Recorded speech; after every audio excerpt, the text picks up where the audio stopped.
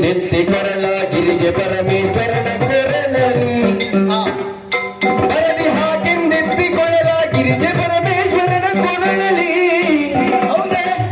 ಮೆಲುವ ಹೂಮಾಲೆಯನ್ನು ಹಾಕಿದರು ಮೆಲುವ ಹೂಮಾಲೆಯನ್ನು ಹಾಕಿದರ ಮರಾಠ ದೀನಲಿಗೆ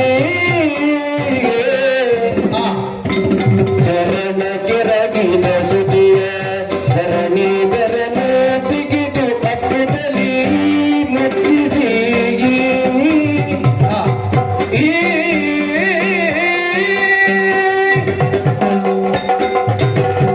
ಗಿರಿಜಾ ದೇವ ದೇವತೆಗಳ ಸಂಕಲ್ಪದ ಹಾಗೆ ಅರೆ ಕ್ಷಣದಲ್ಲಿ ನಾವು ಕೈಲಾಸವನ್ನು ಸೇರಿ ಆಯ್ತು. ಅದು ಯಾಕೆ ಬರುತ್ತಾ ಇರುವುದು? ಯಾರು ಸ್ವಾಮಿ? ಪರ್ವತರಾಜ ನನ್ನ ನಿನ್ನ ಅಪ್ಪಯ್ಯ ಹೋಗಿ ಕಾಲಿಗೆ ಅಡ್ಡ ಬಿದ್ದಿದ್ದೇನೆ. ಅಕ್ಕ ನಿನ್ನನ್ನು ಎಷ್ಟು ಮುದ್ದಿನಿಂದ ನಿನ್ನ ಅಪ್ಪಯ್ಯ ಪರ್ವತರಾಜ ಎತ್ತಿ ಹಿಡಿದ ನೋಡು. ಹೌದು ಅಲ್ವೇ? ಹೌದು. ಆ ಕಡೆಯಿಂದ ಅದು ಯಾರು ನಿಂತದ್ದಲ್ಲಿ ಗಡ್ಡೆ ಕಟ್ಟಿಕೊಂಡು ಸತ್ಯಲೋಕದ ಬ್ರಹ್ಮ. ಓ ಬ್ರಹ್ಮದೇವ್. ಹರ ಪಾರ್ವತಿಯರ ಮದುವೆ ಕಲ್ಯಾಣ ಎಂಬ ಹಾಗೆ ವಿಜೃಂಭಣೆಯಿಂದ ಸತ್ಯಲೋಕದ ಬ್ರಹ್ಮದೇವನು ಬಂದ. ಅದ್ಯಾರು ಬರುತ್ತಾ ಇರುವುದು? ಯಾರು ಸ್ವಾಮಿ? ವೈಕುಂಠದ ಚತುರ್ಭುಜಧಾರಿ ಮಹಾವಿಷ್ಣು ಗರುಡನನ್ನೇರಿ ಬಂದದ್ದು ಜಗನ್ನಾಥ ಅವನೇ. ಓ ಜಗನ್ನಾಥ. ಅವನಿಗೆ ಜಗನ್ನಾಥ ಅಂತ ಹಾ, ಹೇಳು. ಹಾ, ಹಾ, ಹಾ. ಯಾಕೆ ಬಂದ ಜಗನ್ನಾಥ? ಯಾಕೆ? ಶಿವಪಾರ್ವತಿಯರ ಮಾತನ್ನು ಇದು ಮದುವೆಯನ್ನು ಕಣ್ಣು ತುಂಬಿಸಿಕೊಳ್ಳುವುದಕ್ಕೆ. ಹಾ, ಹಾ, ಹಾ. ಅತ್ಯಂತ ಅಪರೂಪವಾದಂತಹ ಈ ಒಂದು ಪ್ರಸಂಗವನ್ನು, ಈ ಒಂದು ಸನ್ನಿವೇಶವನ್ನು ಕಣ್ಣು ತುಂಬಿಕೊಳ್ಳುವುದಕ್ಕೆ ಮುಕ್ಕೋಟಿ ದೇವತೆಗಳು ಕೆಳಗಿಳಿದು ಬಂತು. 3 ಮೂರ್ತಿಗಳು ನಾವು ಜೊತೆಯಾಗಿ.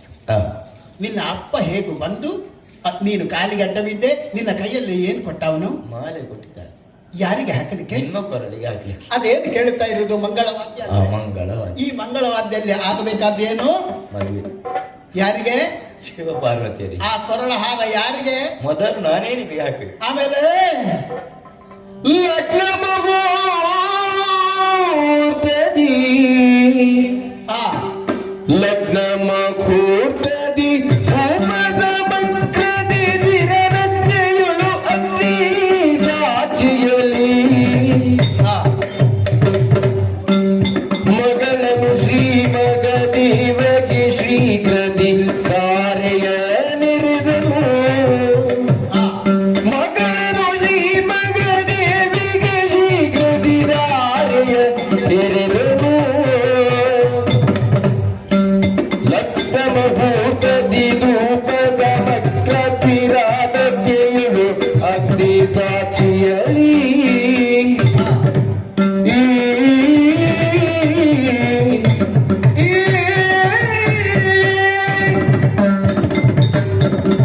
ಅಲ್ಲಿ ಗಮನಿಸೆ.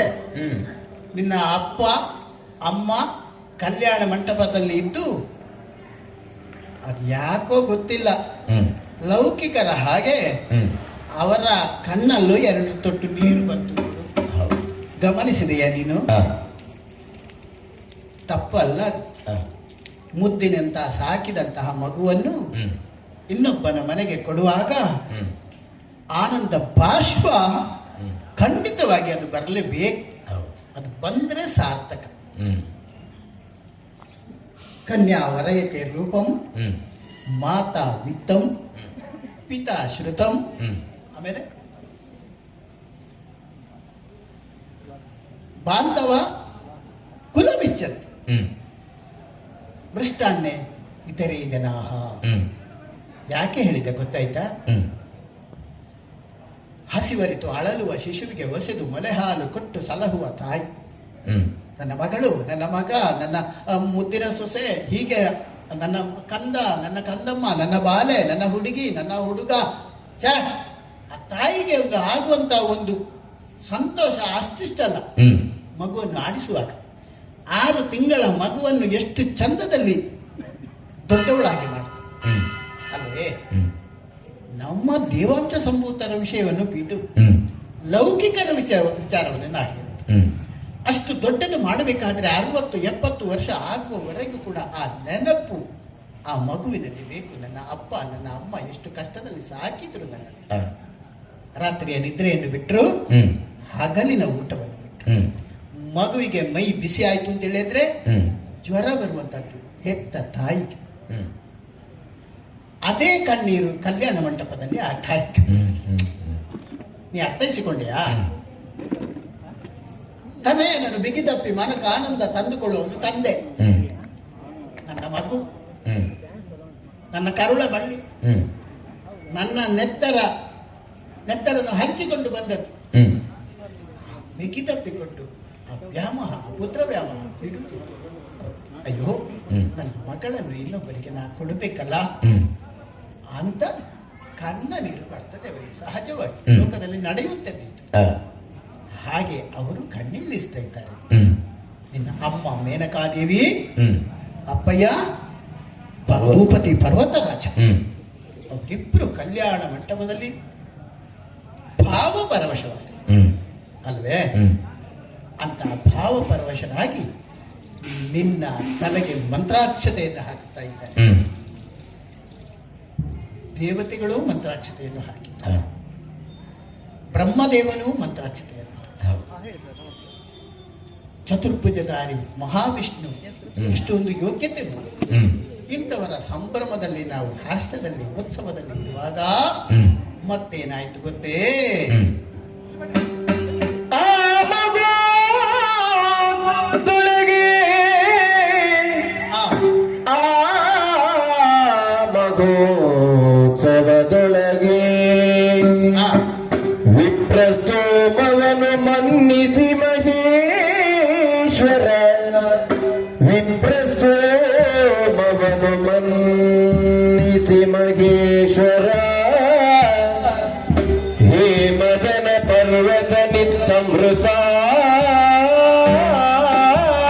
ಭೋಜನದಿ, ಆ ಹೇ ಮದನ ಪರ್ವತ ನಿತ್ತ ಅಮೃತ ಭೋಜನದಿ, ಆ ಭೂಮಿ ಸುರರನು ಕಳುಗಿ, ಆ ಭೂಮಿ ಸುರರನು ಕಳುಗಿ, ಬಂದು ಸ್ತೋಮ ಕುಡುಗೊರೆಯಿತ್ತು ಹರುಷದೊಳ ಮಹೇಶನು, ಬಳಿಕ ಕಳುಹಿದ ನಿತ್ಯ ವಚನದಲ್ಲಿ